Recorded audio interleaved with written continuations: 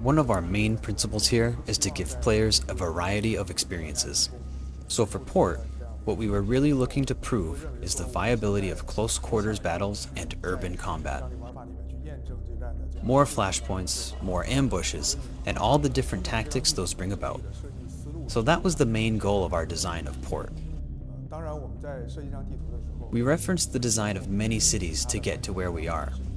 Port has a crisscross design based on a grid layout that's often seen in cities. This is fairly unique to Arena Breakout. As far as Arena Breakout and the story of Kimona goes, the port is a little special. We have a new boss, Derwin, who's a classic example of a warlord.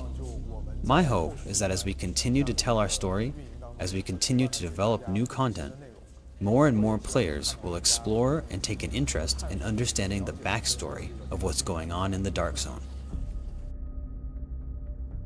We're really happy with Port. We're always open to changes and improvements, but overall, as far as accomplishing our original design goals, I think the team did a good job.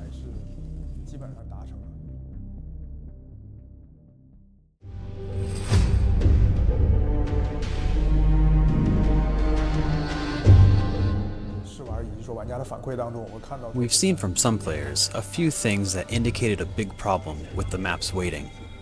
Longitudinally, or east to west, the density of obstacles and combat wasn't balanced. To counter this, we added a new POI, or point of interest, called Camp Services. We did this out of the need to balance the map. For this season, we also wanted to freshen up some of the existing POIs and give them a new feel that's more in line with our gameplay.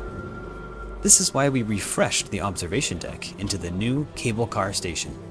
It opens up more choices for players on the north side of the map. We also found that players got lost easily due to the amount of trees. It's hard to get a sense of direction, so for this update, the new POIs were also a way to resolve this issue. We hope that while playing, everybody will have a clearer, more intuitive sense of where they are. And finally, we also took a look at Northridge's extraction points, as well as the spawn points too. There have definitely been improvements here. Our hope is to make avoidance and extraction viable tactics for players to always consider and make the experience better all around. At the same time, we wanted more resource points, more places to loot, which impacts the chance of encountering more players.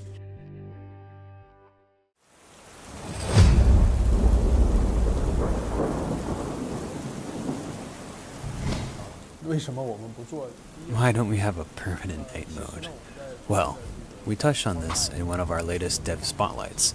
We believe that gameplay like this, like a night mode or the latest storm warning mode, these low-light combat scenarios, are very new and exciting experiences, but we also know we need to pay attention to how players receive such gameplay. This mode adds a lot of pressure. Even though storm warning is cool, it's different from a normal raid. It really is a difficult experience for some players. Some players get scared. So we need to be a little cautious when making changes like this and consider all player feedback. We do a comprehensive review of what players are experiencing, then base any optimization, improvement plans, change requests, or even complete reworks on actual player experiences. Thank you all for playing.